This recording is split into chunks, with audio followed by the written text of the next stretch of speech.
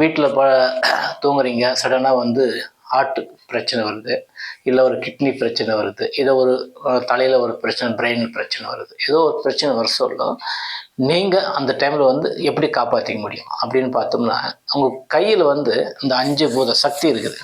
இதில் பஞ்சபூத சக்தியும் அதை வந்து நம்ம எப்படி பயன்படுத்தலாம் அப்படின்னு பார்த்தோம்னா, மூலாதாரம். மூலாதாரம் அப்படின்னா என்ன அப்படின்னு கேட்குறீங்களா? மூலாதாரம் ஒன்றும் கிடையாதுங்க. நம்ம ஆசன வாய் தாங்க.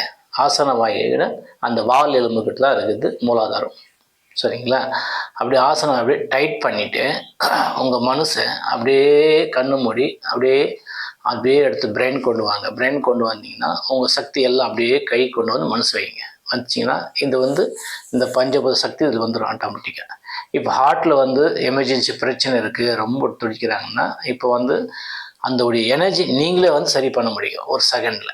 இப்போ உங்கள் மனசை கண்ட்ரோல் பண்ணுங்கள், கண்ணை மூடிங்க, உங்கள் மனசு மூலாதாரம் டைட் பண்ணுங்கள், சமக்கு அப்படியே கொண்டு போங்க, பிரெயின் கொண்டு போயிட்டு கை மூலியமாக வந்துட்டு உங்கள் கையுடைய சக்தி கொடுங்க. என்னுடைய ஹார்ட் சரியாயிடுச்சு, என்னுடைய ஹார்ட் சரியாயிடுச்சு அப்படியே மனசார வைங்க. இந்த கையுடைய பவர் ஆட்டோமேட்டிக் உங்களுக்கு தெரியும். அப்போது தெரிய சொல்ல ஆட்டோமேட்டிக்காக அப்படியே மெதுவாக ரிலாக்ஸ் ஆகும் தெரியும். சடனாக வந்து கிட்னி வலி வந்துச்சு, கிட்னி கல் இருக்குது, வலி தாங்க முடியல அப்படி வச்சிங்கன்னா உங்கள் கையை நல்லா ப்ரெஸ் பண்ணி வச்சிங்கன்னா மனசு நான் சொன்ன மாதிரி அப்படியே கண்ட்ரோல் பண்ணுங்க, ஆட்டோமேட்டிக் சரி பண்ணி முடியும்.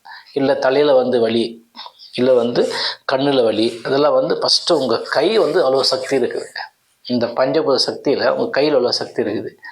ரொம்ப கேட்கறதுக்கு சிம்பிளாக தெரியும், ஆனால் 100% கிளியர் பண்ண முடியும். நீங்கள் ஒரு வாட்டி நீங்கள் யோசனை பண்ணுங்கள். நீங்கள் வந்து என்னென்ன தேவைப்படுது கமெண்ட் போட்டது நான் சொல்ல முடியும் உங்களுக்கு விஷயம்.